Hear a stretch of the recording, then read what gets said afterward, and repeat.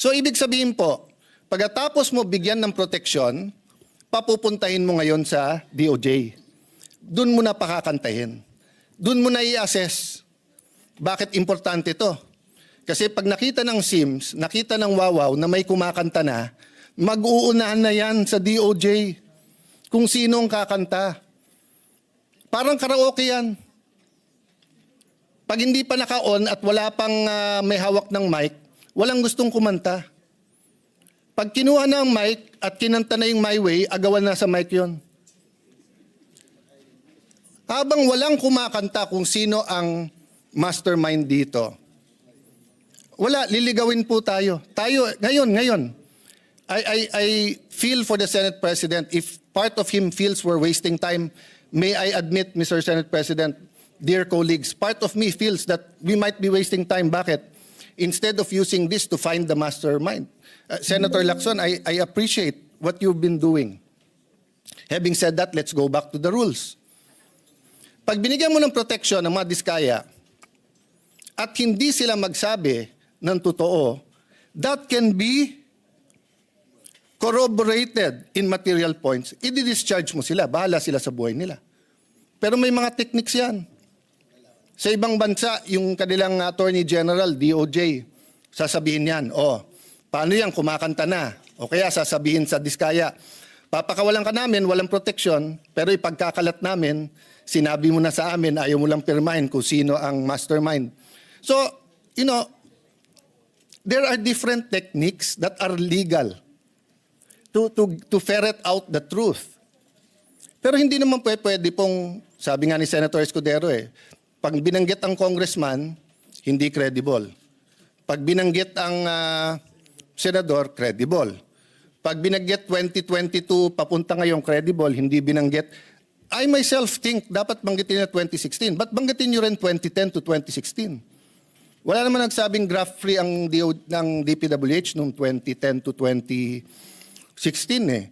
Sa bayan namin, contractor, congressman, doon na uso yung sheet piling 2010 to 2016. Bago noon, walang sheet piling sa Taguig. Pero yung sheet piling na isa sa mga pinaka-corrupt ways of flood control, nangyari po to 2010 to 2013 or 2016. So let's get to the bottom of it. But let's follow the law. Yung state witness, malayo pa yon. So nung una ko nabalitaan, kailangan state witness, I disagreed with Senator Marcoleta and went up to him and said, Boss, baka magkaiba tayo ng opinion kung dapat si Diskaya. Pero tama nga siya, wala pa tayo dun, nasa protection pa lang . Hindi pa natin naririnig kung anong sasabihin nila. Ngayon, kung hindi ko na tutuloy pero yung initials na lang, kung BS ang sasabihin sa atin, buisit sila. I-release mo sila ulit. Di ba? Pero paano po kung willing sila magturo? Last point. Iba po ang discharge of the accused to state witness. I think it was JV Hinlo sa Facebook na nagsasabing, remember, hindi all or nothing to. Pag state witness ka, hindi ibig sabihin, totally discharged ka na. Pwedeng halimbawa, imbis na 5 habang buhay na pagkakulong, 1 habang buhay na pagkakulong ka na lang. Ngayon yung sinasabing kailangan isoli yung pera, I agree with that. 100% dapat may restitution. 100% dapat ibalik. Sa Biblia nga, doble pa dapat ibalik. Ito lang po ang tanong. Wala sa batas yun . Wala sa batas. That's a matter of public policy. So what does it mean? Patawag mo muna yung mga diskaya o anong willing nyong gusto sabihin. Okay. Makorroborate nyo ba? Ibig sabihin, meron bang resibo yan? So sinabi mo, eto binigyan ng 30%. Nasaan yan? Kasi hindi ko na po babanggitin ngayon . Or babanggitin ko na po ngayon. Sa Taguig, may project po ang mga diskaya. Open bidding .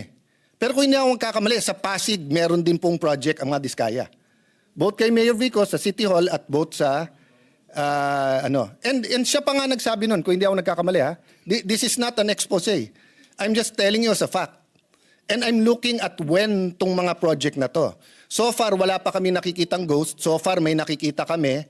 maganda pagkagawa, okay or pangit, pero subcon daw. Hindi ko alam. Of course, malicious yung pagka-post. Malicious, mali na delicious. Malicious. Kaya pinagpepiestahan kasi pag sinabi 1 billion in 3 years, Taguig has 1% of the population of the Philippines. We have 1.3 million people, almost 1%. Taguig is one of the biggest income earners of the Philippines. So ang infra ng Taguig is between 7 to 9 billion. So sa 7 billion a year, in 3 years, 21 billion. Ang 1 billion mo, wala pang 4%. Ang Taguig used to be underwater for 3 months. Pag umulan ng December or November, hanggang January na yon. Awan ng Diyos, hindi masyadong bumabaha ngayon. Very minor. So what's my point? Imbestigahan niyo po kami. Huwag niyo pong i-exempt ang kahit anong city. Huwag niyo i-exempt si Alan Cayetano. Huwag niyo i-exempt ang congressman namin. Huwag niyo i-exempt yung kapatid ko na dating mayor. Huwag niyo i-exempt si Vico Soto. Huwag niyo i-exempt si Joel Villanueva. Lalong niyong wag i-exempt si Jinggoy Estrada. Huwag niyo i-exempt ang mga congressman